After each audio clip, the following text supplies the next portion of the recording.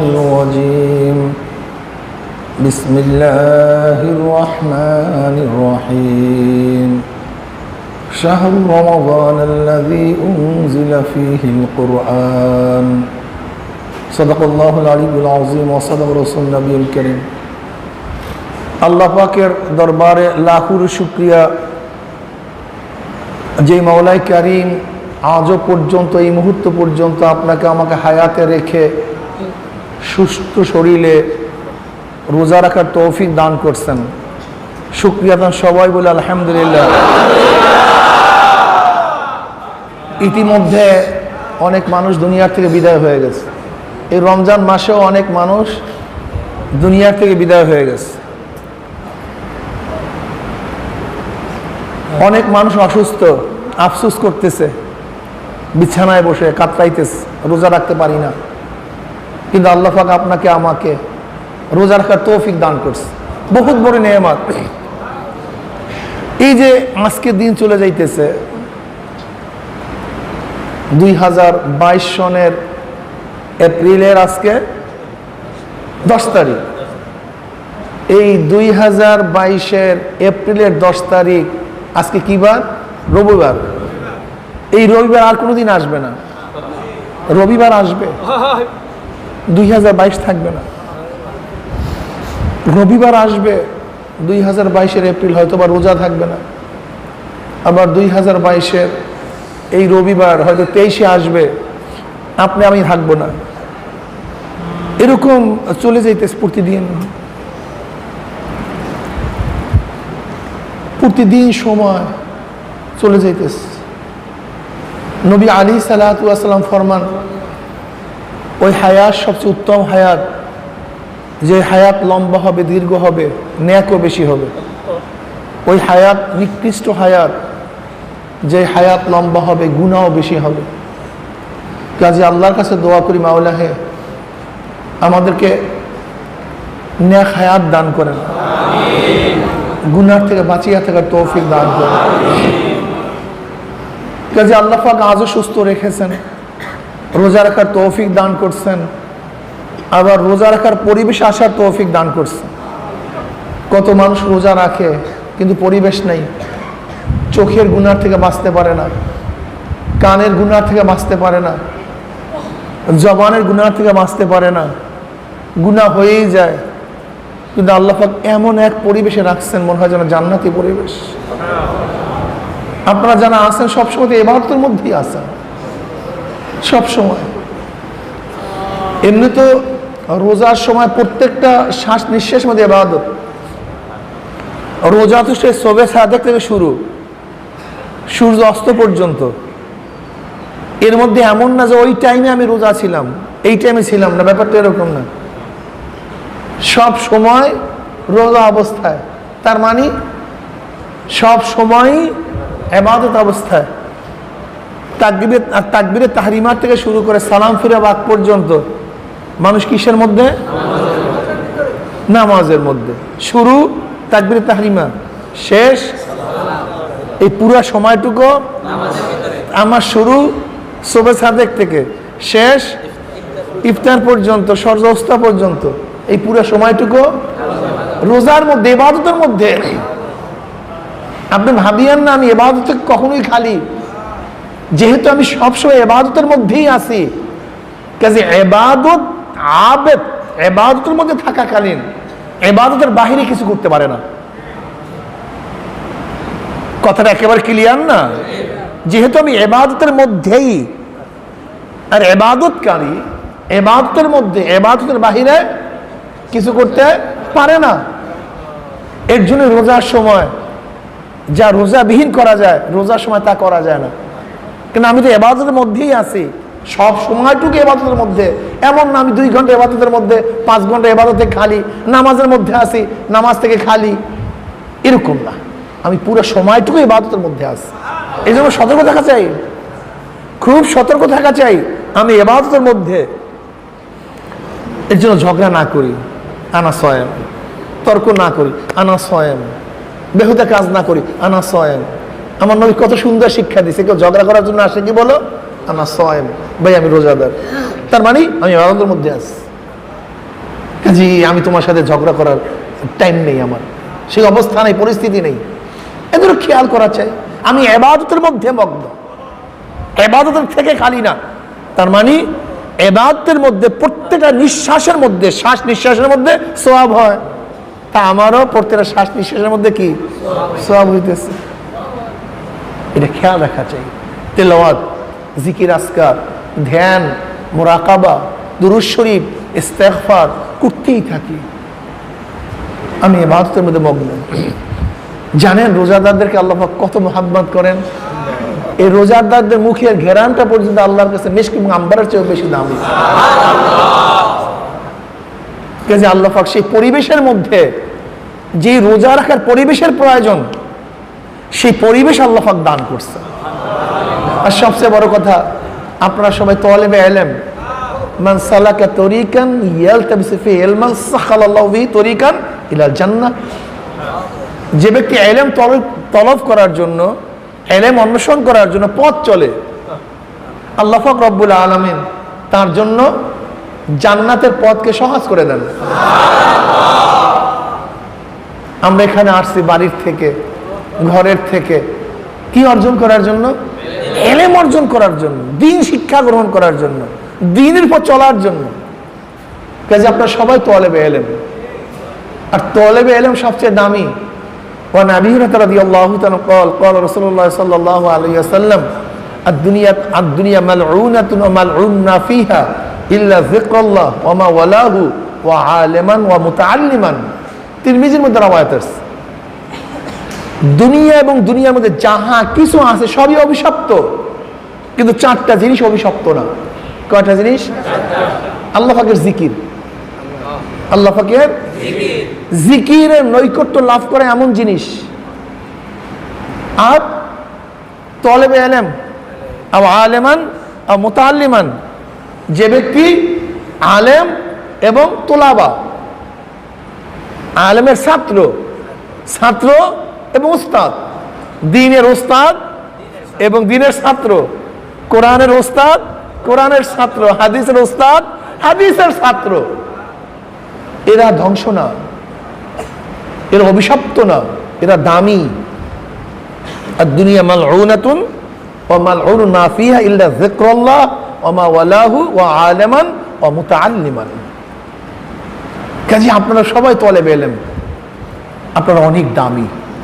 আপনাদের জন্যই মাছের, পানির মাছ পর্যন্ত দোয়া করে, আপনাদের জন্যই গর্তের পিপিলিকা দোয়া করে। তালেবে ইলম, তার মানে এটা ভাবিয়েন না যে মাদ্রাসায় ভর্তি হতে হবে। এখানে আসছেন কেন? এখন ভর্তি হয়েছেন, এই যে এখন এই ভর্তি হয়ে গেছেন, এখন দিনই এই ইলম শিক্ষা গ্রহণ করতেছেন। তার মানে এরকম না আপনাকে মাদ্রাসায় ভর্তি হতে হবে, রীতিমতো এই পদ্ধতি পড়লেই আপনার তালেবে ইলম না। দিনই যে কোনো ইলম অর্জন করার জন্য আপনি চেষ্টা করাটাই দিন ইলম অর্জনের ফজিলত। কথাটা বুঝাতে পারছি? এই যে একটা মাসালা শিখতেছেন, কত দামি। কাজে আল্লাহ পাক সেই পরিবেশ দান করছেন, সেই মাহওয়াল দান করছেন, সবসময় ইবাদতের মধ্যে মগ্ন থাকার তৌফিক দান করছেন। আমি তো মনে করি এই নিয়ামত কিয়ামত পর্যন্ত শুকরিয়া আদায় করলে এই নিয়ামতের শুকরিয়া আদায় করা শেষ হবে না। কাজে আবার বলি আলহামদুলিল্লাহ।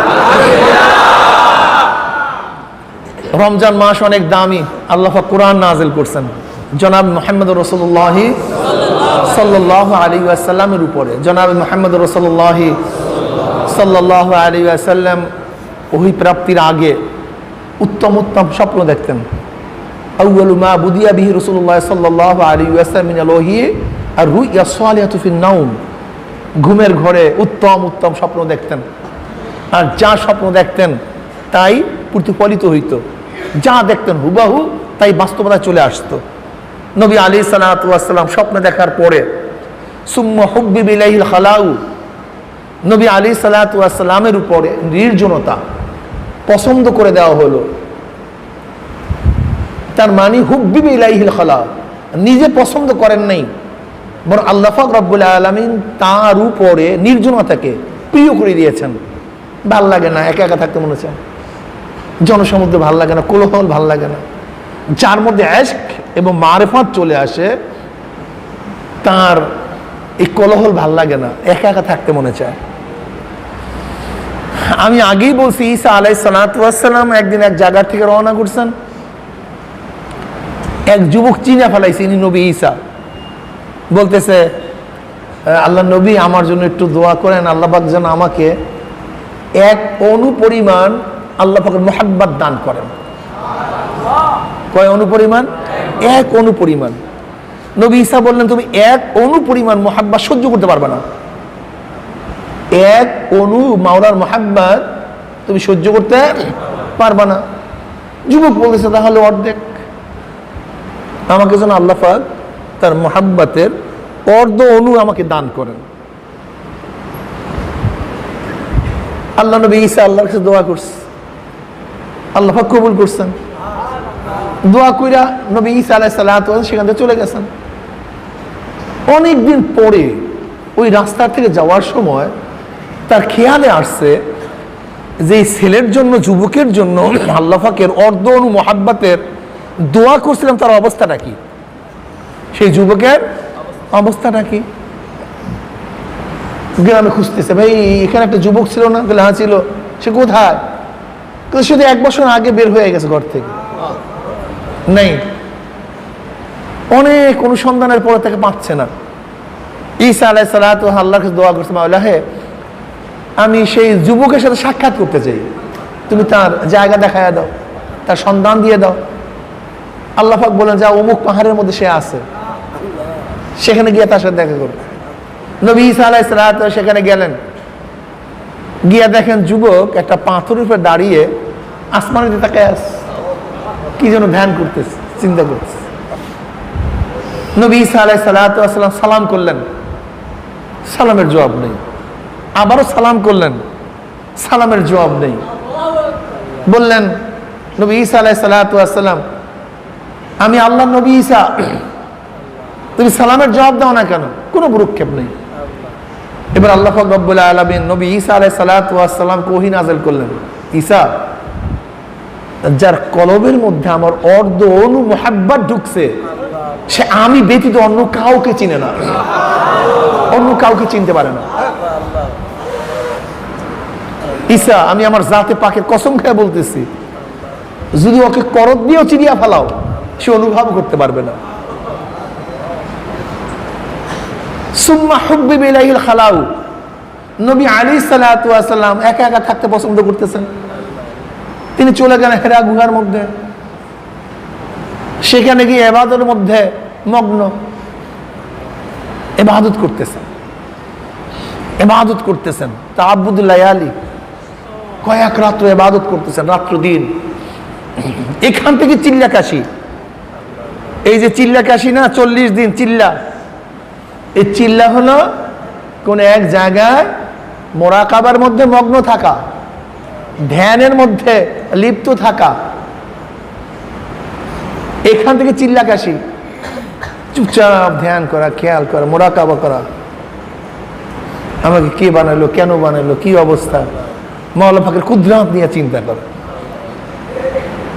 দেখেন নবী আলাইহিস সালাতু ওয়াস সালাম তখন ইবাদতের মগ্ন ছিলেন। কি ইবাদত করতেন? তখন নামাজ ফরজ না, রোজা নাজিল হয় নাই, জিহাদের আহকামাত আসে নাই, না যাকাত ছিল। সেই ইবাদতটা কি ছিল? জিকির এবং ফিকির। কি বলেন? জিকির এবং ফিকির। আল্লাহ পাক রব্বুল আলামিন নবী আলাইহিস সালাতু ওয়াস সালামকে যে ইলহাম করতেন, সেই ইলহাম অনুযায়ী তিনি ইবাদতের মগ্ন থাকতেন। এর মধ্যে বেশি ছিল জিকির এবং ফিকির, আর কাবার দিকে তাকিয়ে থাকা। কাবাকে দেখা একটা ইবাদত, সওয়াব। 3 জিনিসের দিকে তাকায় থাকলে সওয়াব হয়। কোরআনের দিকে তাকায় থাকলে সওয়াব হয়। আপনি পড়তে পারেন না, কিন্তু কোরআন খুইলা শুধু অক্ষরগুলি দেখেন আর আফসোস করেন, মাওলা হে আমি পড়তে পারি না, আমাকে তৌফিক দাও, তোমার কালাম। এই দেখে দেখে যদি আঙ্গুলও একজনের সতরের উপরে বুলাইতে থাকে, এ তো সব। বাপ মার চেহারার দিকে তাকায় থাকলে সওয়াব হয়। শুধু কি সওয়াব, বাপ মার চেহারার দিকে যদি কেউ নেক নজরে তাকায়, তার একটা কবল হজের সওয়াব হয়ে যায়। সাহাবার প্রশ্ন, ইয়া নবী আল্লাহ, যদি 100 বার তাকাই? বলে 100 বার, 100টা। কি বুঝলেন? বাপ মা চিনেন কি জিনিস? হারায় বলিস।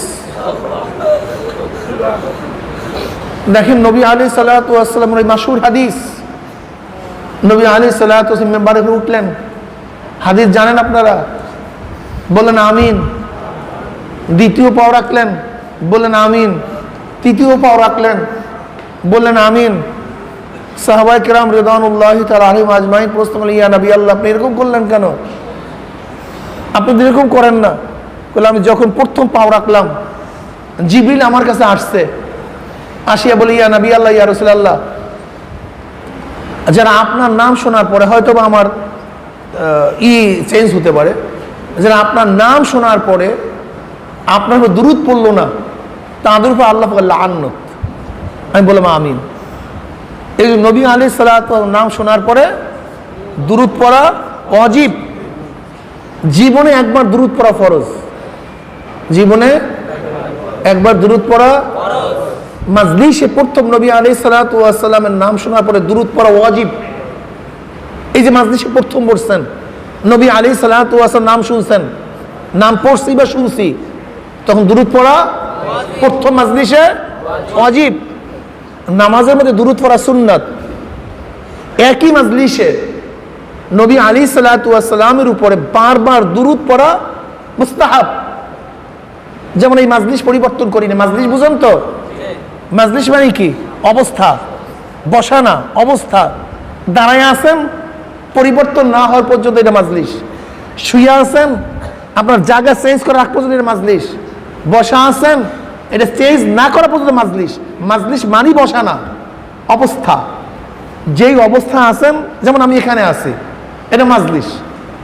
একবার নবী আলাইহিস সালাম নাম শুনছি বা পড়ছি, দুরূদ পড়ছি, ওয়াজিব শেষ। যদি আবার পরিবর্তন, এখান থেকে সরে গেলাম, এই পাশে আসছি, আবারও শুনছি, আবারও ওয়াজিব। আবারও পাশে গেছি, আবারও শুনছি, আবারও ওয়াজিব। কিন্তু একই মাজলিসে যদি আমরা বসা থাকি আর নবী আলাইহিস সালাতু ওয়াস সালাম নাম বারবার শুনি, তাহলে প্রথম কি ছিল? এরপরে মুস্তাহাব।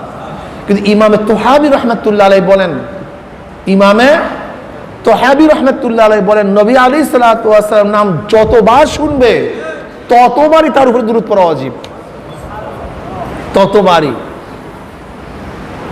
কারণ তিনি বলেন, জনাবে মুহাম্মদ রাসূলুল্লাহ সাল্লাল্লাহু আলাইহি ওয়াসাল্লামের নাম শোনার কারণে দুরূদ ওয়াজিব। কাজী যতবার শোনা হবে ততবার কি হবে? যেরকম অক্ত তাকরার হওয়ার কারণে নামাজ কি হয়? ফরজ হয়। বুঝেন নাই? সওয়াব তাকরার হওয়ার কারণে মুসাফফাফ কি হয়? ওয়াজিব হয় না? যেমন আমরা যোহরের নামাজ পড়ছি কেন? অক্ত আসছে। আসরের নামাজ পড়লাম কেন? আগামীকাল আসরের নামাজ পড়বেন না কেন? পড়বেন, আবার অক্ত আসছে। তো অক্ত তাকরার হওয়ার কারণে মুসাব্বাবও কি হয়? তাকরার হয়। যেহেতু নবী আলাইহিস সালাতু ওয়াস সালামের নাম শোনা হলো ওয়াজিব হওয়ার কারণ, কাজে যতবার নাম শুনবো ততবারই ওয়াজিব হবে। কে বলছেন? ইমাম তোহাবি রহমাতুল্লাহ আলাইহি। কিন্তু ইমাম কারকি রহমাতুল্লাহ জবাব দেন, না, এখানে সল্লু এই আমর এটা উজুবের জন্য না, এটা হলো মুজমাল, এটা মুজমাল। তাহলে কেন? তাহলে সওয়াব তাকরার হওয়ার কারণে যদি মুসাব্বাব তাকরার হয়, তাহলে যদি নামাজের মধ্যেও মুহাম্মাদুর রাসূলুল্লাহ ওয়াল্লাযীনা মাআহু আশিদ্দাউ আলাল কুফফারি রুহামাউ বাইনাহুম, তখন নামাজের মধ্যে দুরূদ ওয়াজিব। আপনি বলেন, তাহলে তা তো না, তো তখন ওয়াজিব হবে না কেন? সওয়াব তো পাওয়া গেছে। কথা বুঝেন না? এর জন্য ইমাম তোহাবি রহমাতুল্লাহ আলাইহির উপরে ইমাম কারকি রহমাতুল্লাহ আলাইহি বলেন যে না, এটা ওয়াজিব হবে না। এইটাই হলো মাসালা, আমরা যা আগে বলছি।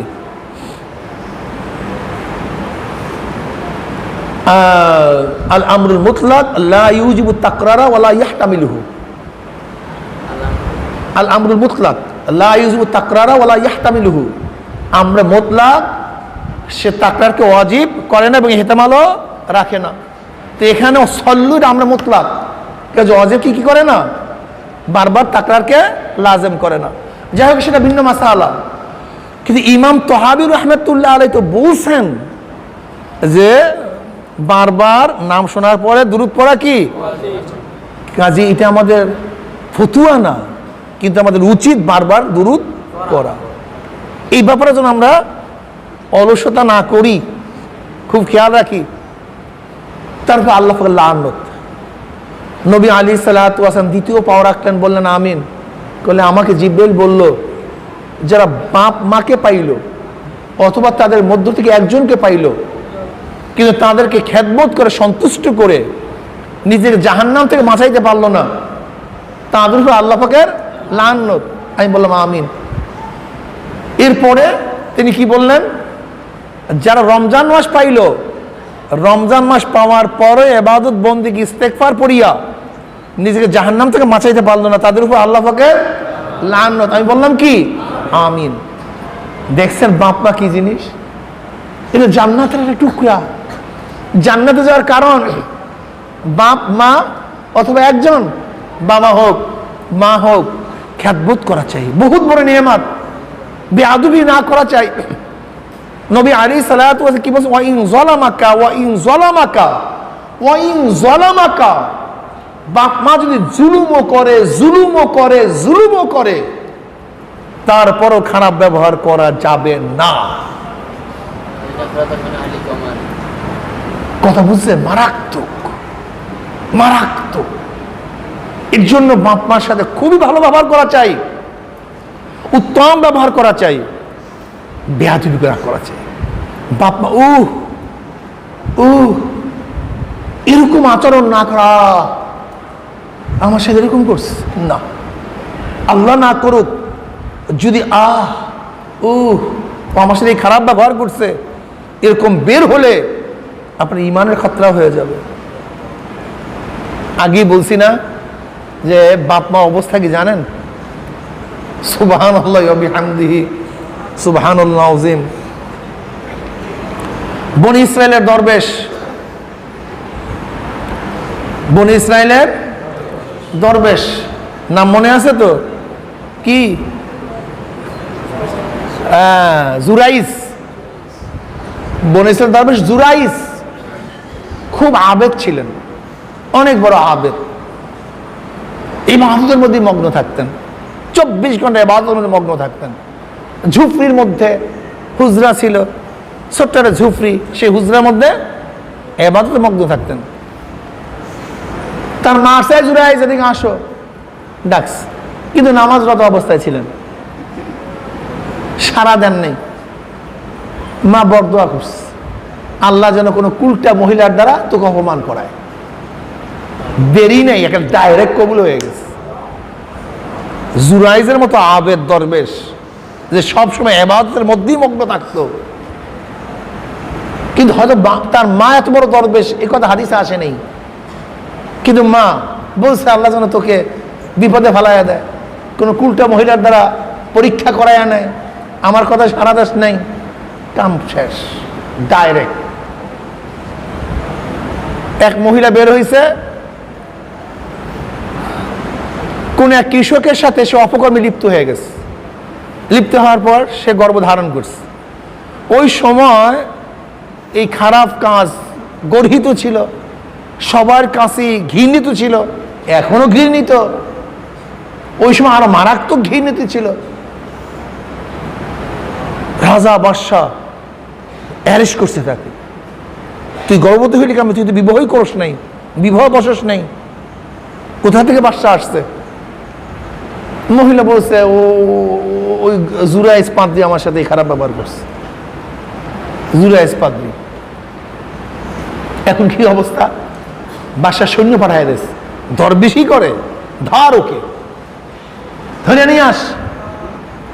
যেহেতু মারাত্মক অপবাদ, জুরাইস পাদ্রী হুজরা ভেঙ্গে চুড়ে তছনছ করে অ্যারেস্ট করে নিয়ে আসছে। সে তো জানেই না কিছু, সে কিচ্ছুই জানে না ঘটনা, সে তো আশ্চর্য। এখন বলছে এই দরবেশ, দরবেশই করো, ফাইজলামি করো আর অপকর্ম করো। সে তাকায় আছে, বলে ও এখন কিছুই বুঝো না, ভান ধরছো, কি করবে? ফেলফাল করে কাঁদতেছে। বলে বল এই অপকর্ম কি করছে? বলে আমি কিচ্ছুই জানি না। বলে এখন মিথ্যা কথা বলতেছস। আর মহিলা বলতেছে তোর নাম? জুরাইজ পাদ্রী বুঝতে পারছে ঘটনা খারাপ, এ মায়ের বরদোয়া।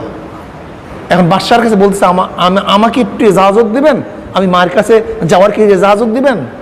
বলে হ্যাঁ, তুই মার কাছে যেতে পারো, তুই মার কাছে যেতে পারো। গিয়া বলতেছে আম্মু কারবার তো শেষ করছেন, আমি তো নামাজে ছিলাম, আপনার কথার জবাব দিতে পারিনি, বরদোয়া করছেন আল্লাহর কাছে, আল্লাহ তো পরীক্ষা ফেলাই দিছে। আজকে তো ওই মহিলা আমার বিরুদ্ধে অপবাদ দিচ্ছে, এখন আপনি যদি দোয়া না করেন, বরদোয়া না ফেরত আনেন, কাজ হবে না। বলে মাওলা যদি আমার জন্যই আমার ছেলের এই অবস্থা হয়, আমি তাকে মাফ করে দিলাম, ক্ষমা করে দিলাম, তুমি আমার ছেলেকে রক্ষা করো। যেরকম আগের বরদোয়া আল্লাহ পাক বিনা পর্দায় কবুল করছেন, দ্বিতীয় দোয়াও আল্লাহ পাক রব্বুল আলামিন বিনা পর্দায় কবুল করছেন, বিনা পর্দায় কবুল করছেন। এবার জুরাইজ গেছে, মা যখন তার বরদা ফিরিয়ে নিছে, আল্লাহর কাছে দোয়া করছেন আজাদের জন্য, তার মুক্তির জন্য, আল্লাহ পাক দোয়া কবুল করছে। এবার জুরাইজ গেছে, গেল বাদশার নাম্বার কি বলেন, এবার বলেন কি? বলে অপকর্ম কি করছে? এই বাচ্চা কার? তাহলে বাচ্চাই বলবে বাচ্চা কার। আশ্চর্য বিষয়, কি আশ্চর্য কিনা? এক রওয়ায়াতের মধ্যে আসছে জুরাইজ পাদ্রী আঙ্গুল দিয়ে ইশারা করছে পেটের দিকে, এই বাচ্চা তুই বল তোর বাবাকে, তুই বল তোর বাবাকে।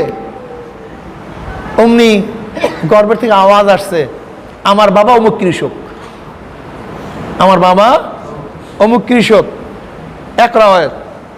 অন্য ঘটনায় আসছে বাচ্চা প্রসব হওয়ার পরে তার মাথায় হাত দিয়ে বলছে, বল তোর বাবাকে, বলে আমার বাবা অমুক কৃষক। অন্য রাওয়ায়াতের মধ্যে আসছে যেই গাছের নিচে গিয়ে অপকর্ম করছিল জুরাইজ পাদ্রী, সেই গাছের তলায় গেছে। মহিলাকে বলছে কোথায় বসে হয়েছে? বলে অমুক গাছ তলায়। বলে চলেন সেখানে চলেন। বাদশা এবং উজির টুজির সবাই গাছতলায় গিয়া জুরাইজ পাদ্রী গাছকে বলছে, এই গাছ তুই সাক্ষী দে, তোর এই নিচে বসে কি অপকর্ম করছে? অমনি গাছ সাক্ষী দিছে, অমুক কৃষক এই অপকর্ম করছে। এবার তো অবস্থা খারাপ, মহিলা স্বীকার পাইছে, বলে হ্যাঁ ঘটনা সত্য যে আমার সাথে অমুক অপকর্ম করছে। এবার বাদশা মাফ চায়, ক্ষমা চায়, বলতেছে আমি তোমার হুজরাকে স্বর্ণ দিয়ে বান্ধায় দেব, মণিমুক্তা দিয়ে বান্ধায় দেব। বলে মণিমুক্তা স্বর্ণের দরকার নেই, যদি তোমরা পারো তাহলে আমার যেরকম জীর্ণ শীর্ণ হুজরা ভাঙছো সেইভাবে করে দাও, এর বাহিরে আমি কিছুই তোমাদের গ্রহণ করব না। বাপ মা চিনেন? এত বড় আবেদ, এত বড় দরবে, মার বরদোয়ার সামনে দরবেশি এক মুহূর্তের মধ্যে শেষ, সেকেন্ডের মধ্যে শেষ। মারাত্মক বাপ মা। মাইনুদ্দিন চিশতি রহমাতুল্লাহ আলাইহি গর্ব করতেছেন যে আমার একার হাতে প্রায় 1 কোটি মোশেক হিন্দু মুসলমান হয়েছে। তার মা বলতেছে এই গর্ব তো তোমার না, এই গর্ব তো আমার, এই গর্ব তো তোমার না, গর্ব তো আমার। কিভাবে আম্মু আপনার? দেখ মাইনুদ্দিন, আমি উজু ছাড়া তোর মুখের মধ্যে কখনো দুধ দেইনি।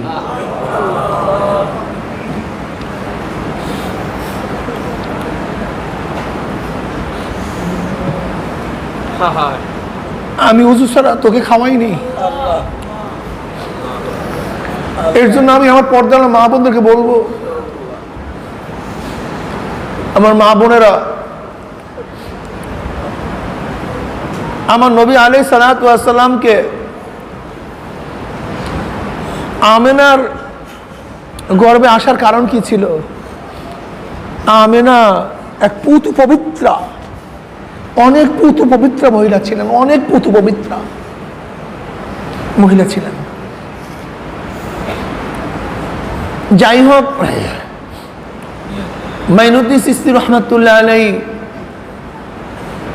হযরত আব্দুল কাদের জিলানী রহমাতুল্লাহ আলাইহি, ইমাম বুখারী রহমাতুল্লাহ আলাইহি সহ অনেক বড় বড় মনীষীদের মারা অনেক বড় বড় আবেদা ছিলেন। আবার গায়ের মুসলিমের থেকেও নবী আসে নাই তা না, ভালো ভালো লোক আসে নাই তা না। এই যে আবু হুরায়রা রাদিয়াল্লাহু তাআলা আনহু, যেনার হাদিস সবচেয়ে বেশি, আবু হুরায়রা রাদিয়াল্লাহু তাআলা আনহুর মা ছিল মুশরিক। খুব কষ্ট দিত আবু হুরায়রাকে, ঈমান আনার কারণে খুব কষ্ট দিত, গালিগালাজ করতো নবীকে। আবু হুরায়রা রাদিয়াল্লাহু সহ্য করতে পারতেন না, কিন্তু মা কিছু বলতেও পারে না। একদিন নবী আলাইহিস সালাতু ওয়াস সালামের কাছে এসে বলে, ইয়া নবী আল্লাহ, আমার মা মুশরিক, সহ্য হয় না, একটু আল্লাহর কাছে দোয়া করেন, আল্লাহ যেন আমার মাকে ঈমান দান করেন, হেদায়েতের মালা পরায়া দেন, হেদায়েত করিয়া দেন, একটু দোয়া করেন। নবী আলাইহিস সালাতু ওয়াস হাত তুলছেন, আল্লাহর কাছে দোয়া করবেন। আবু হুরায়রা পড়ে দৌড় বাড়ির দিকে দৌড়াইতেছে। এখন মানুষ বলতেছে, এই আবু হুরায়রা দৌড়াও কেন, কি হয়েছে তোমার, পাগলের মতো হয়ে গেছো কেন, দৌড়াইতেছো কেন? পুরো দৌড়। এখন বলতেছে আবু হুরায়রা রাদিয়াল্লাহু তাআলা আনহু, কেউ বলতেছে আবু হুরায়রা কি পাগল হয়ে গেছে নাকি, দৌড়াইতেছো কেন, কি হয়েছে তোমার? বলে আমাকে এই করিও না, বাধা দিও না। নবী আলাইহিস সালাতু ওয়াস সালাম আমার মায়ের হেদায়েতের জন্য হাত তুলছে, দোয়া করবে। এখন আমি এর জন্য দৌড়াইতেছি যেন আমি কি ঘরে আগে পুষি না আমার নবীর দোয়া ঘরে আগে পুষে, এই পরীক্ষার জন্য দৌড়াইতেছি যে কে আগে পুষতে পারে, আমি আগে পুষি না আমার নবীর দোয়া আগে পুষে। আবু হুরায়রা আয়াত করেন, আমি ঘরে গেলাম, গিয়া সালাম দিলাম, আসসালামু আলাইকুম। অমনি ঘরের থেকে যে জবাব আসছে আমি বুঝতে পারছি আমি আগে পুষতে পারি নাই, বরং আমার নবীর দোয়া আমার ঘরে আগে পৌঁছে গেছে। আল্লাহ পাক রব্বুল আলামিন তাকে হেদায়েতের নূর দান করছেন, আমি বুঝতে পারছি। এবার আবু হুরায়রা রাদিয়াল্লাহু থেকে বলতেছে, আবু হুরায়রা আমার জন্য পানির ব্যবস্থা করো, একটু অপেক্ষা করো, আসিও না। আবু হুরায়রা রাদিয়াল্লাহু ফরমান, আমি ঘরে গেলাম, দেখি আমার মায়ের চুলের থেকে পানি টপকায় টপকায় পড়তেছে, গোসল করছে। এবার বলে, আবু হুরায়রা আমাকে কলেমা পড়ো। দোয়া মারাত্মক হতে পারে, এরকম হতে পারে। কত মা ইসলাম গ্রহণ করার কারণে ছেলেদেরকে তাড়াইয়া দিছে, নিজের মুসলমান হয়ই নাই, বরং তাড়াইয়া দিছে। হতে পারে, উভয় হতে পারে। কাজে এই কথা ভাবিয়েন না যে মা খারাপ হলে সেখান থেকে ভালো হবেই না, ব্যাপারটা এরকম না, উভয় হতে পারে। আমি কথাটা বুঝাতে পারছি?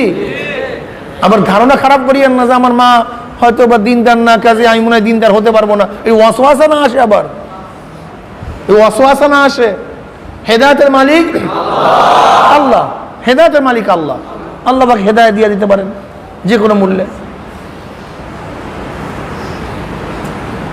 বাপ মা অনেক দামি। জনাব মুহাম্মদ রাসূলুল্লাহ সাল্লাল্লাহু আলাইহি ওয়াসাল্লাম কাবা শরীফ দেখতেন, আর কাবা শরীফ দেখলেও কি হইতো, সওয়াব হইতো। এর জন্য হেরা গুহা থেকে কাবা শরীফ দেখতো। তাই কয় জিনিসের দিকে তাকায় থাকলে কি হয় ভাই? কি রে? কোরআন, বাপ মার দিকে এবং কাবা শরীফে তাকায় থাকলেও কি হয়?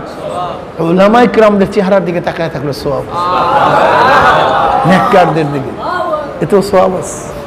আমি কথাটা বুঝাতে পারছি?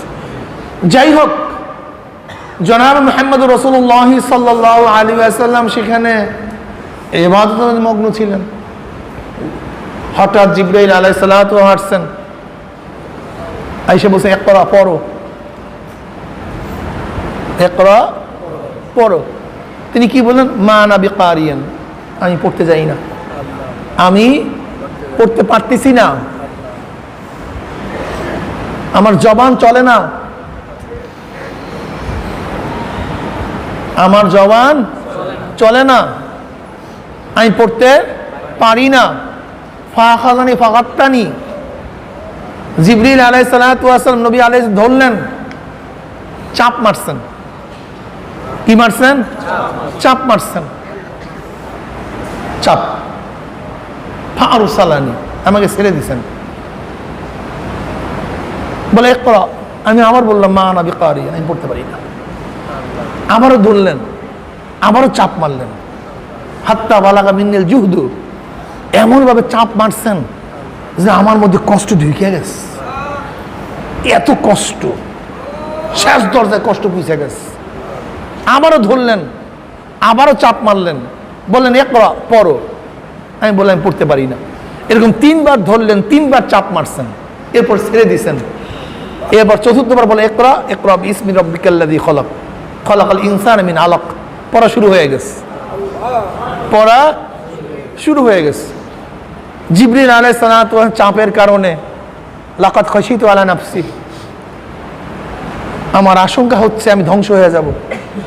এটা অতীত, ভবিষ্যৎ, বর্তমান উভয়ের দিকে লক্ষ্য করে হতে পারে। এই তাকরীরের এখানে দরকার নেই। লাকাদ খাশিতু আলা নাফসি ভবিষ্যতের জন্য হতে পারে, বর্তমানের জন্য হতে পারে, অতীতের জন্য হতে পারে। কয়টা বিষয় বুঝাতে পারে, এই বিষয়ে আমাকে বুঝাবার দরকার নেই। এই কথাগুলি নিয়ে যে আয়াতগুলি নাজিল হয়েছে, এই আয়াতগুলি নিয়ে আম্মা জান খাদিজা কুবরা রাদিয়াল্লাহু তাআলা আনহার কাছে নবী আলাইহিস সালাতু ওয়াস সালাম গেলেন, বললেন লাকাদ খাশিতু আলা নাফসি, আমার ভয় হইতেছে, আশঙ্কা হচ্ছে আমি মানে ধ্বংস হয়ে যাব। তখন আম্মা জান খাদিজা কুবরা রাদিয়াল্লাহু তাআলা আনহা তাকে সান্ত্বনা দিলেন, কাল্লা ওয়াল্লাহ মা ইউহজিকা আল্লাহু আবাদা ইন্নাকা লা তাসিরুর রাহমা ওয়া তাহমিলুল কাল্লা ওয়া তাকসিবুল মা'দুমা ওয়া তাকরু দাঈফা ওয়া তুঈনু আলা নাওয়াইবিল হক। আল্লাহর কসম, আল্লাহ পাক আপনাকে অসম্মানিত করবেন না, বিজিত করবেন না, লাঞ্ছিত করবেন না, অপমানিত করবেন না। কারণ কি? আপনার মধ্যে 5টা গুণ আছে। কয়টা গুণ? কয়টা গুণ? 5টা গুণ আছে। 5টা গুণ, 5টা গুণ আছে। ইন্নাকা লা তাসিলুর রাহিমা, আপনি আত্মীয়তা বন্ধন কখনো রাখেন না, আপনি আত্মীয়তাকে কর্তন করেন না। আমাদের মধ্যে অবস্থাটা কি? একটু বড় লোক হইলে আত্মীয় স্বজনের খবরই নেই না, দেখাশোনা করি না, সাহায্য সহযোগিতা করি না, পাশে বসাই না। কি যে মনে ব্যথা পায় আত্মীয়রা। এমনকি বর্তমান যুগে যে গরিব আত্মীয় হলে বড় লোকরা দাওয়াত পর্যন্ত দেয় না। আপন চাচাতো ভাই, আপন খালাতো ভাই, আপন মামাতো ভাই, আপন চাচা দাওয়াত দেয় না। গরিব, সে বড় লোক, এই মজলিসে আসবে কিভাবে? ওরে কপাল পোড়া, ওরে কপাল পোড়া, ওরে কপাল পোড়া। তুমি এই কথা কেন ভাবো না? এ তো আমারই দাদারই অংশ, আমার দাদার অংশ। আমার দাদার 2 সন্তান, একজন আমার বাবা, একজন আমার চাচা। আমার বাবার 3 সন্তান, আমার দাদার একজন আমার বাবা, 5 জন আমার চাচা, 2 জন আমার চাচা, 3 জন আমার চাচা। একই আল্লাহ পাক রব্বুল আলামিন আমাকে ধনী বানাইছেন, তাকে তো বানাইতে পারতেন। আমাকে সম্মানিত করছেন, তাকে তো সম্মানিত করতে পারতেন। কিন্তু আল্লাহ পাকের দয়া মায়া অরিজিন তো এক, সবই এক। পারতেন, কিন্তু আল্লাহ পাক রব্বুল আলামিন তাকে বানান না, আমাকে বানাইছেন। কাজে শুকরিয়া আদায় করা উচিত ছিল, শুকরিয়া আদায় করা উচিত ছিল। সেখানে শুকরিয়া আদায় না কইরা দাওয়াতই দেই না, আত্মীয়কে দাওয়াতই দেই না। এটা কেমন কথা হলো বলেন তো আমাকে? হ্যাঁ, কথাবার্তা বলি না, পাশে বসাই না, গরিবদেরকে দাওয়াত দেই না, গরিবদেরকে পাশে বসাই না। অথচ তোমাকে মনে রাখতে হবে যে যদি আত্মীয় গরিব হয় তাকে পাশে বসাও, তাহলে ডবল ডবল সোয়াব, ডবল ডবল সোয়াব। আত্মীয়কে সৎকা করলে, আত্মীয় দান করলে ডবল সোয়াব, সেলাই রিমের সোয়াব, দানের সোয়াব। অথচ আত্মীয় তো অক্ষুণ্ণ রাখি না, খুব কঠিন। বাবা, আত্মীয় স্বজনের সাথে ভালো ব্যবহার করিও, পাড়া প্রতিবেশীর সাথে ভালো ব্যবহার করিও, করা উচিত। কি কথা ঠিক না? কিন্তু আমরা করি না। আল্লাহ পাক যেন এই নসিহতের আমাকে আমল করার তৌফিক দান করেন, আমাকেও আমল করার তৌফিক দান করেন, আমাদের সবাইকে আল্লাহ পাক আমল করার তৌফিক দান করেন। খুব খেয়াল রাখা চাই, খুব খেয়াল রাখা চাই, আত্মীয়তা অক্ষুণ্ণ রাখা চাই। আমি কথাটা বুঝাতে পারছি? সেলাই রিবি ঠিক রাখা চাই। খালিল কুবরা রাদিয়াল্লাহু তাআলা আনহা সমস্ত গুণের মধ্যে আত্মীয়তার কথা প্রথম কেন আনছেন? এর কারণটা কি? কেন আনছেন? কারণটা কি? অন্য অন্য মানুষের সাথে সম্পর্ক রাখা যত সহজ, আত্মীয়ের সাথে সম্পর্ক রাখা এত সহজ না, অনেক কঠিন, অনেক অনেক কঠিন। কিন্তু আত্মীয়র দাবিটা আপনার কাছে অনেক বেশি, সে বারবার আপনার কাছে চায়, মানসম্পূর্ণ চাওয়া চায়, সে সামান্য পরিমাণ ত্রুটি সহ্য করতে পারে না, কিন্তু অন্য লোক এর চেয়ে হাজারো বেশি ত্রুটি সহ্য করতে পারে। এর জন্য সমস্ত গুণের মধ্যে প্রথম গুণ নিয়ে আসছেন আত্মীয়তার গুণ। আপনি সেলাই রিহিমিকে অক্ষুণ্ণ রাখেন, আত্মীয়তা বন্ধনকে অক্ষুণ্ণ রাখেন, আমাদেরকে রাখা উচিত। নবী আলাইহিস সালাতু ওয়াস সালাম এত সুন্দর আত্মীয়তার খবর রাখতেন। কেমন?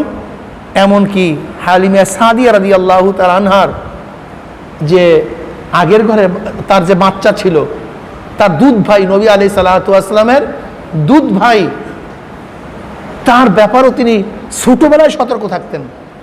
কেমন সতর্ক থাকতেন? একটা স্তন পান করতেন, আরেকটা স্তন পান করতেন না। কত বড় সতর্ক আপনি চিন্তা করতে পারছেন? হকের ব্যাপারে কত সতর্ক ছিলেন আমার নবী। আমার দুধ ভাই খাবে কি, কি আদর্শ, কত সুন্দর আদর্শ আমার নবী যে শিক্ষা দিচ্ছেন। আমার নবীর আদর্শ অনুযায়ী যদি কোনো মানুষ চলে, তার দুনিয়াতে কোনো গ্যাঞ্জাম থাকতে পারে? কি সুন্দর, হককে কত সুন্দর রক্ষা করতে আমরা পারতেছি না। কি সুন্দর।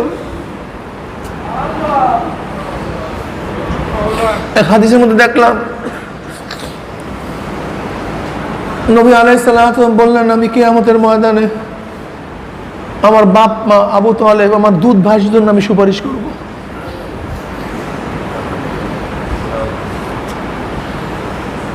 এর জন্য ভাই খুব খেয়াল রাখি।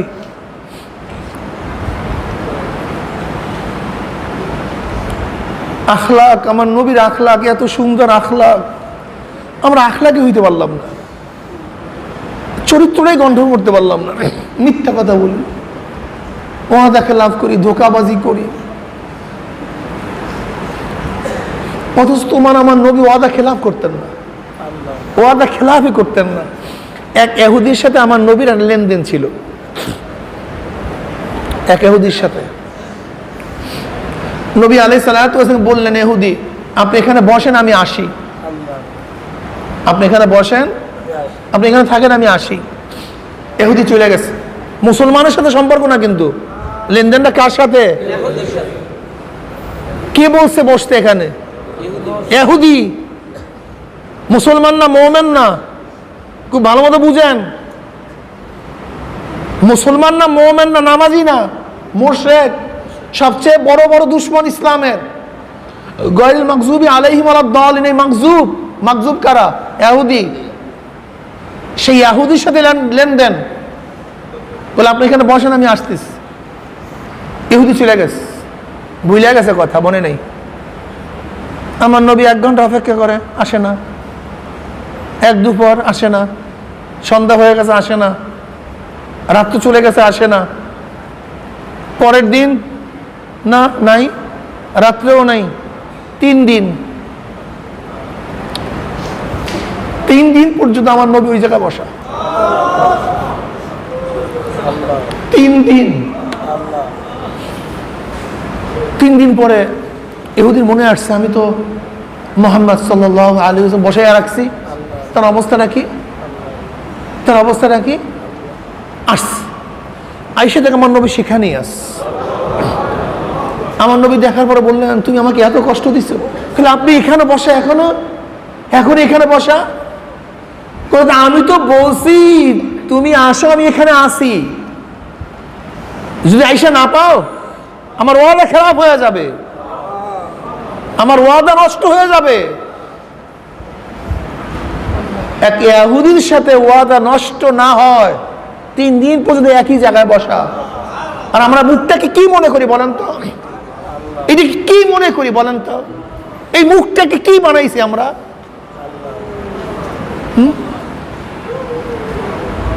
কি বানাইছি? মিথ্যা কথা বলি,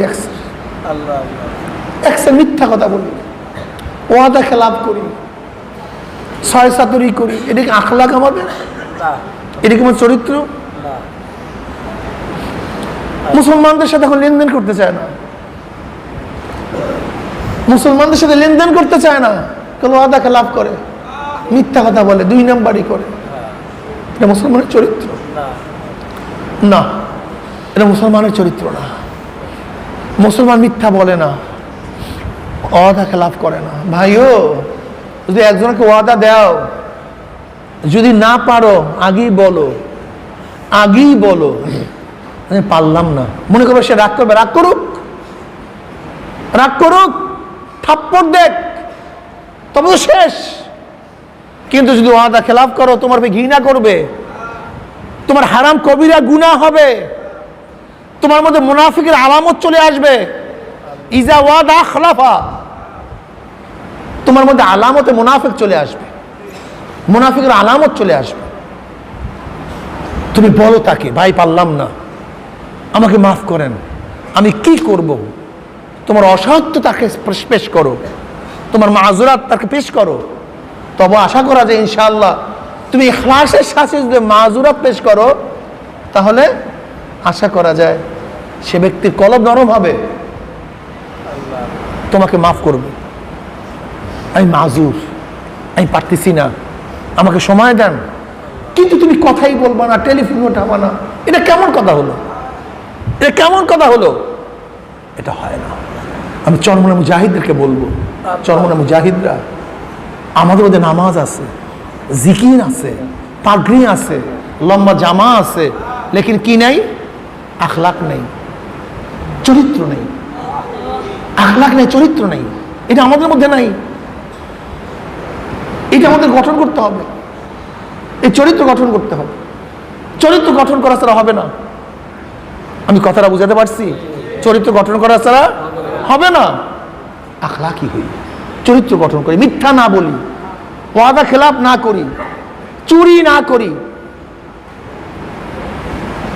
চুরি করি, এই মসজিদের মধ্যে চুরি হয়, এই মসজিদের মধ্যে চুরি হয়, এটা কেমন কথা হলো আমাকে বলেন?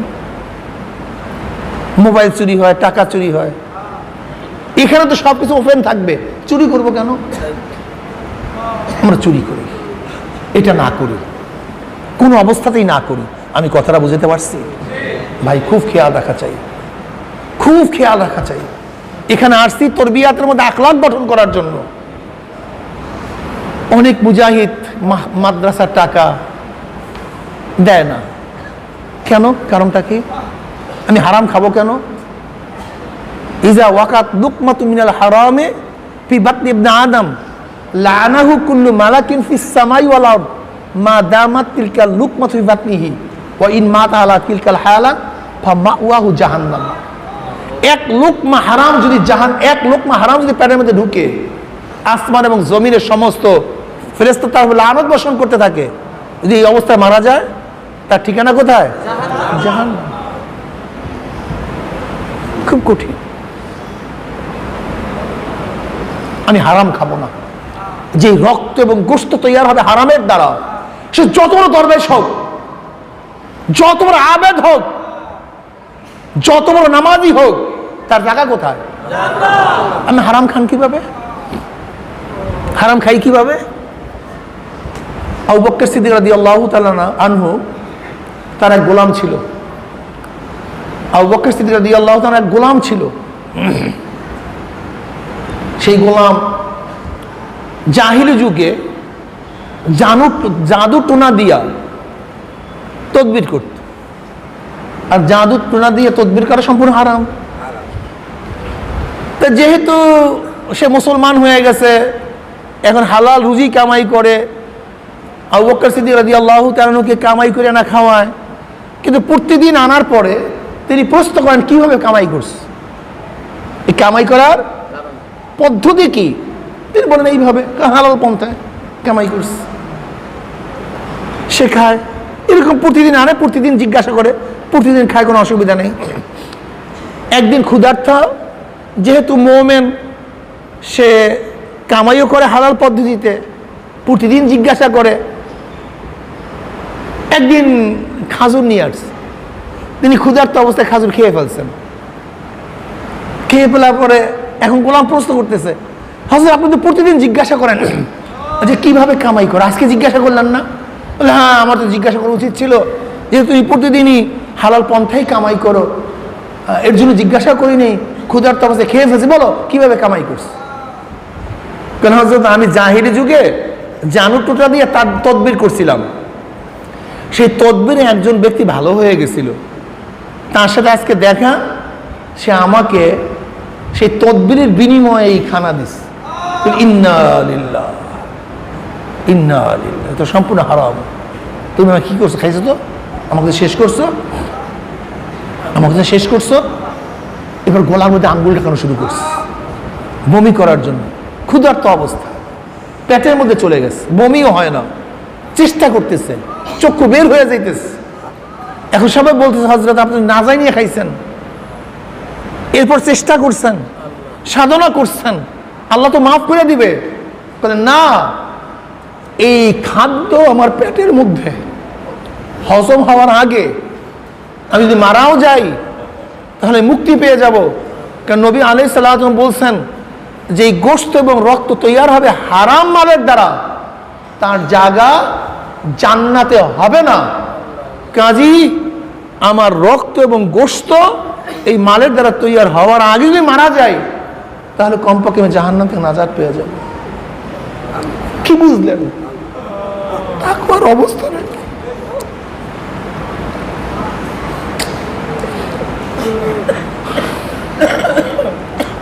আসলে তারা আল্লাহকে এমন ভাবে ভয় করতেন যে ভয়ের কোনো শেষ নাই, সীমা নাই। এরপর সবাই পরামর্শ দিয়েছে, হযরত আপনি পেট পুড়িয়া পানি খান, এরপর গলায় আঙ্গুল দেন, হয়তোবা পানির সাথে বের হয়ে আসবে। তিনি পেট পুড়িয়া পানি খাইলেন, গলায় আঙ্গুল দিছে, বমি করছে, খাজুর বের হয়ে আসছে, শান্তি হয়ে গেছে। আইও দরবেশ হওয়া সহজ, মাথায় টুপি পরা সহজ, দাড়ি রাখা সহজ, লম্বা জামা গায়ে দেওয়া সহজ, আখলাকি হওয়া, চরিত্র গঠন করা অনেক কঠিন। হাজারো দরবেশ আলেম মানুষ স্ত্রীর সাথে ভালো ব্যবহার করে না, সন্তানদের সাথে ভালো ব্যবহার করে না, মানুষের সাথে ভালো ব্যবহার করে না। আমি ওই একই অবস্থা, পারি না। আমি নিজেও দেখছি যে সাহাবাদের যে চরিত্র ছিল, আমার নবীর যে চরিত্র ছিল, তা কিচ্ছু নাই, শুধু মুখে বলি।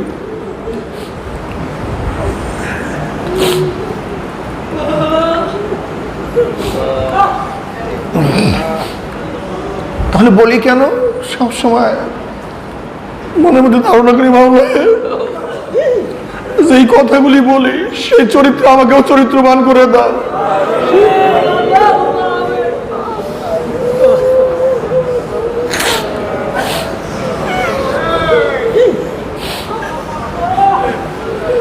ভাইও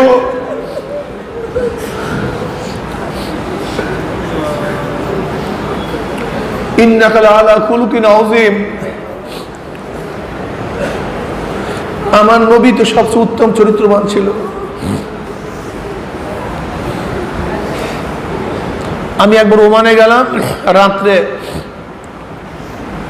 আমরা পথ চিনি না, ড্রাইভারও পথ হারায় ফেলেছে। এর মধ্যে একজন আরবি ওমানি, আমরা ইশারা দিলাম, ভাই আমরা পথ হারায় ফেলাইছি। সে ওমানি বলছে আসেন আমার সাথে আসেন। সে ওমানি আমাদের রাহনুমাই করতেছে, পথ প্রদর্শন করতেছে। প্রথম সে আমাদেরকে বুঝাইছে, আপনার প্রথম এখানে যাবেন, এখানে মোড় দেখবেন, তারপর এদিকে যাবেন, তারপর এদিকে যাবেন, এরকম ড্রাইভারকে বুঝাইছে।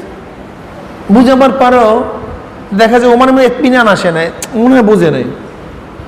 প্রথম সুন্দর মতো গাড়ি থামাইছে, অনেকক্ষণ বুঝাইছে। বুঝাবার পরে ওমানি চিন্তা করতেছে মনে হয় বোঝে নাই, পথ এখনো হবে না। সে ওমানি এবং আমার সাথে আসেন, 40 কিলোমিটার উল্টা পথে আমাদেরকে রাহনুমাই করিয়া পথ দেখাইয়া এবার এবার চিনবেন? হ্যাঁ চিনবো। তারপর সে চলে গেছে। অথচ আমরা দেখছি আমার নিজেদের চরিত্র এই অবস্থা। যদি কেউ ভাই কোন দিকে যাব, তাহলে মা এদিকে যান, এদিকে যান মেয়া।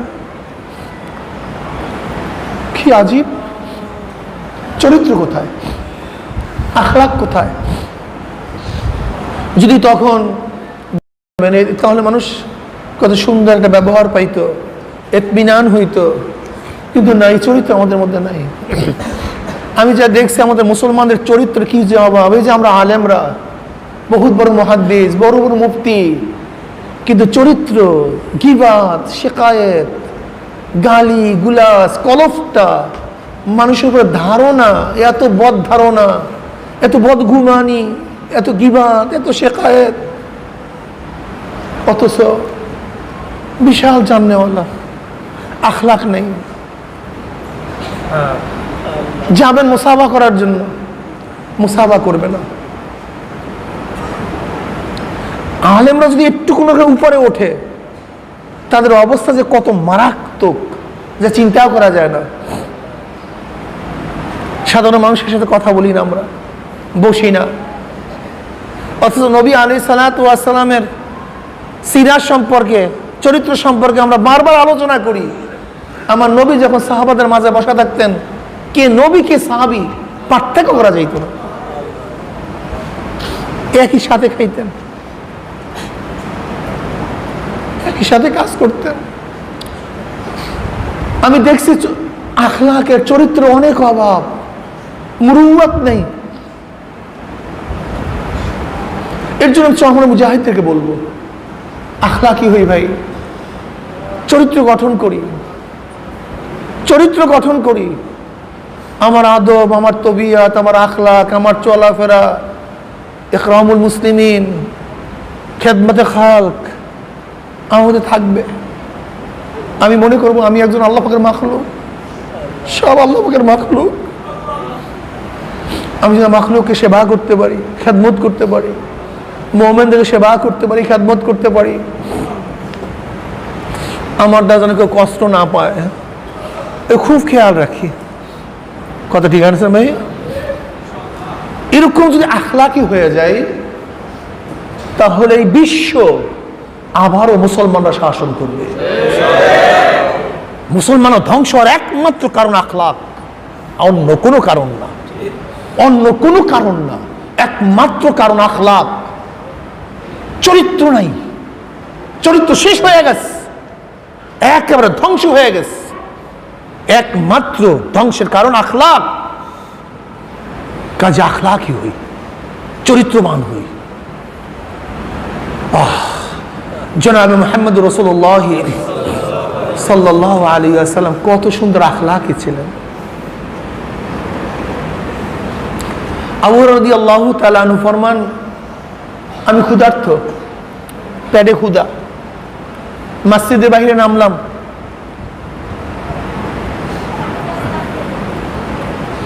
কেন? যেন আমার চেহারা দেখে অনুভব করে যে আমি ক্ষুধার্ত, আমার কেউ নিবে দাওয়াত দিয়ে। এই জন্য মসজিদের সামনে দাঁড়াইলাম। হযরত ওমর ইবনে খাত্তাব রাদিয়াল্লাহু বের হইছে, আমি তাকে সালাম দিলাম, তিনি সালামের জবাব নিলেন। আমি তাকে মাসালা জিজ্ঞাসা করছি, মাসালা আমি জানি, কিন্তু জিজ্ঞাসা করছি কেন? সে আমাকে মাসালার জবাব দিবে, আমার দিকে তাকাবে, আর আমার চেহারার অবস্থা দেখবে যে আমি ক্ষুধার্ত, কথা বলতে পারি না, আমাকে দাওয়াত দিবে।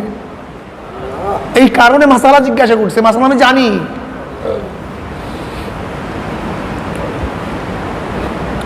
তিনি সালামের জবাব দিলেন, মাসালার উত্তর দিলেন, চলে গেছেন, আমাকে দাওয়াত দিলেন না। আমি বুঝতে পারছি তার ঘরেও আমাকে দেওয়ার মতো, খাওয়ার মতো কিচ্ছু নাই।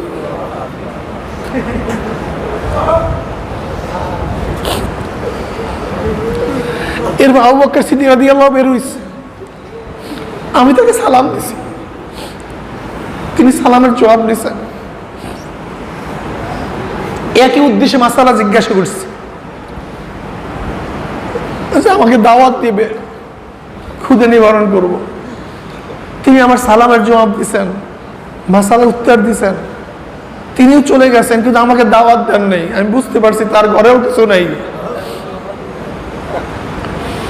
এরপর সরদার দু আলম আলাইহিস সালাতু ওয়াস সালাম বের হয়েছেন। আমার চেহারার দিকে তাকাই বুঝতে পারছেন ক্ষুধার্ত।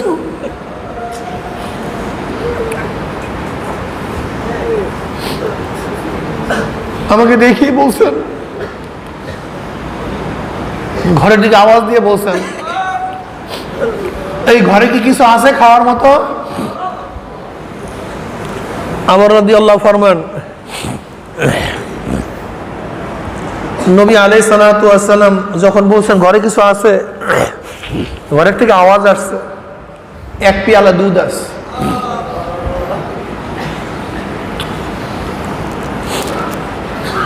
নবী আলাইহিস সালাতু ওয়াস সালাম আবু হুরায়রা রাদিয়াল্লাহু তাআলাকে বললেন, আবু হুরায়রা, আহলু সুফফার সবাইকে দাওয়াত দাও, আমার ঘরে আজকে দাওয়াত।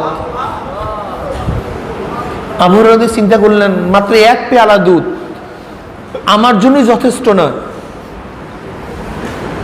আহলু সুফফায় প্রায় 70-এর উপরে সদস্য, সবাইকে দাওয়াত দিছে, আমার জন্যই যথেষ্ট না। আর আমাকে দাওয়াত দেওয়ার জন্য বলছে, তারা যখন আসবে বন্টন করার দায়িত্ব তো আমাকেই দিবে। তাহলে আমার অবস্থাটা কি? আমি তো সেই ক্ষুধার্তই থাকবো। আমি চিন্তার মধ্যে পড়ে গেলাম। কিন্তু নবীর আদেশ অমান্য করার ক্ষমতা কাউর নেই। আমি সবাইকে দাওয়াত দিলাম, সবাই খুশি। আহলে সুফফাদের অবস্থা জানেন?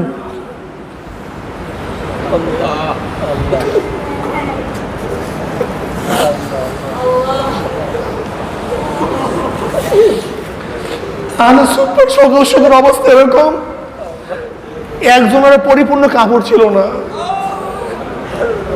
কোন সদস্যেরই পরিপূর্ণ কাপড় ছিল।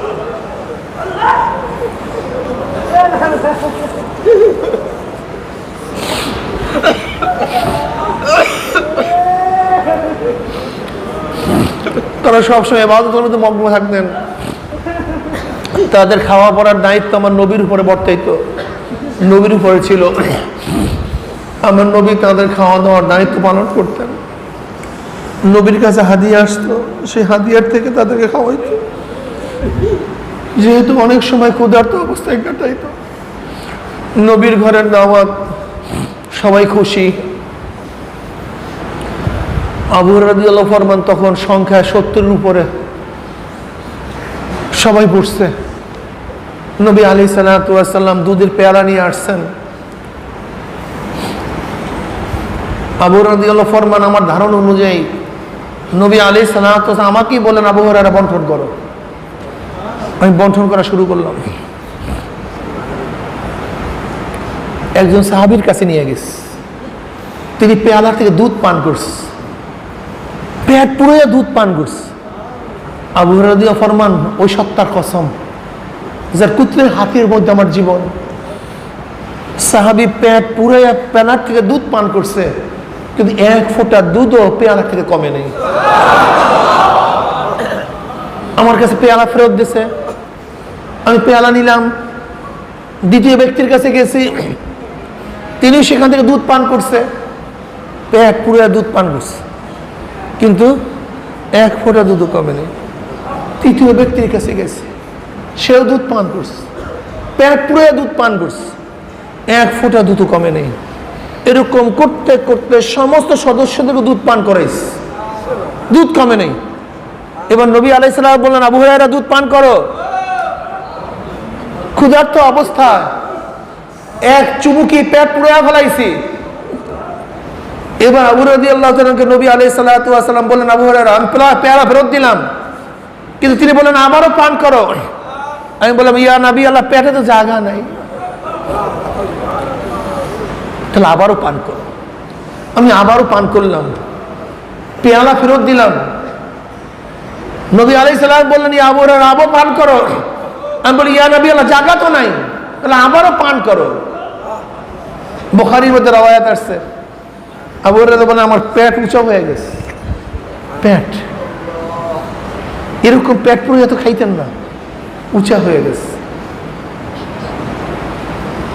আবু হুরায়রা বললেন, যতই পান করছি কিন্তু দুধেরই জায়গায় এক ফোঁটা দুধ কমে নেই। এবার নবী আলাইহিস সালাতু ওয়াস সালামের কাছে পেয়ালা ফেরত দিলাম। এরপরে নবী সেখান থেকে দুধ পান করলেন। আমাদের সবাইকে দুধ পান করাইছেন। তারপরে নবী আগে সবাই ক্ষুধা নিবারণ করছেন, তারপরে নিজে। ভাইও, চরিত্র গঠন করা অনেক কঠিন। আল্লাহ যেন আমার মধ্যে এই তবিয়ত দিয়া দেন, আমাকে এই তবিয়ত দিয়া দেন।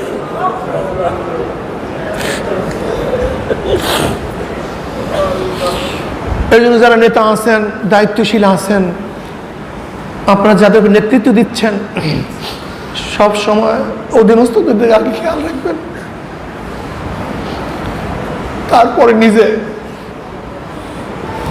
কিন্তু অনেক জায়গায় যাই, মাহফিলে যাই, মুজাহিদ দায়িত্বশীলদের অবস্থা দেখে আমার কাছে ভালো লাগে না, ভালো লাগে না। আখলাক নাই, চরিত্র নাই, আমার মধ্যেও নাই। আল্লাহর কাছে দোয়া করি, মাওলা এই রহমতের আজকে ৮ম দিনে তুমি আমাদেরকে সবাইকে চরিত্রবান করে দাও, তোমার গুণে গুণান্বিত করে দাও, তোমার নবীর গুণে গুণান্বিত করে দাও। আল্লাহুম্মা আমিন।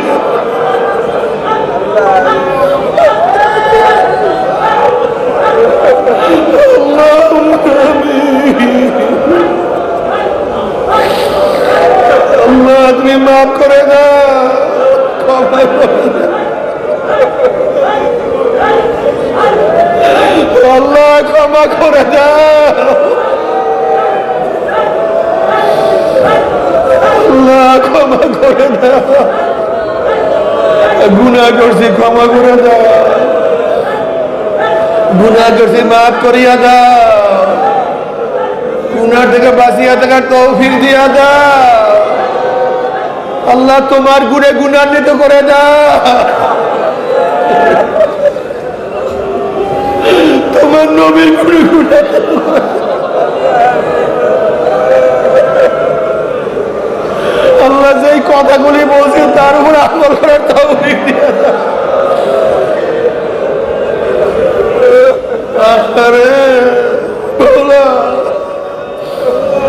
রহমতের 10 দিন চলিয়া যাইতে আছে, জানি রহমত পাইলাম কি পাইলাম না।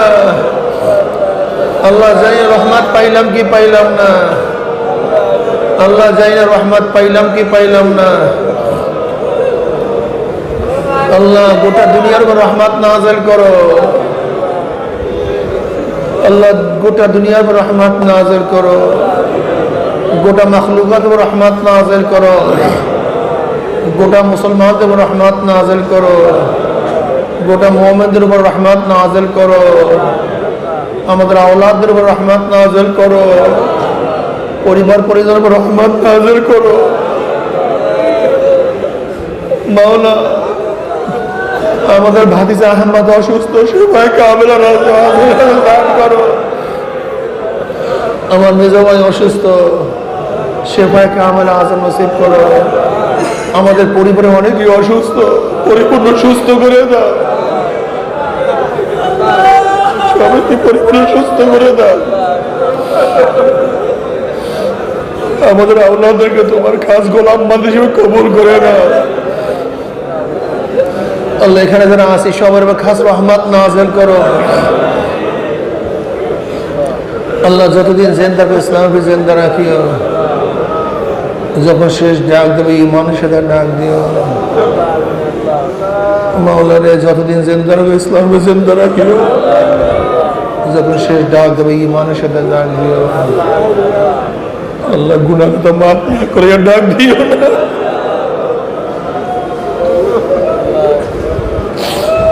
গুনাহ থেকে না বাঁচাইয়া ডাক দিও না। তোমার ওলিদের নামের মধ্যে আমাদের নামটা উঠাইয়া না। আল্লাহ তোমার ওলিদের নামের মধ্যে আমাদের নামটা উঠাইয়া না। আল্লাহ জেহের শক্তি বাড়াইয়া দাও। সহি ইলম অর্জন করার তৌফিক দিয়া দাও। সহি আমল করার তৌফিক দিয়া দাও। আল্লাহ যত মুমিন মুমিনাত মুজাহিদরা কবরে শুয়ে সবাই কবর আযাবকে চিরতরে মাফ করে দাও। খাস আমাদের শায়খ ও মুর্শিদের কবরকে জান্নাতের বাগিচা বানাও। মা দাদা সহ তামাম দুনিয়ার মাশায়েখদের মাকাবকে জান্নাত মধ্যে বুলন্দ করে দাও। রব্বিরহামহুমা কামা রাব্বায়ানি সগীরা।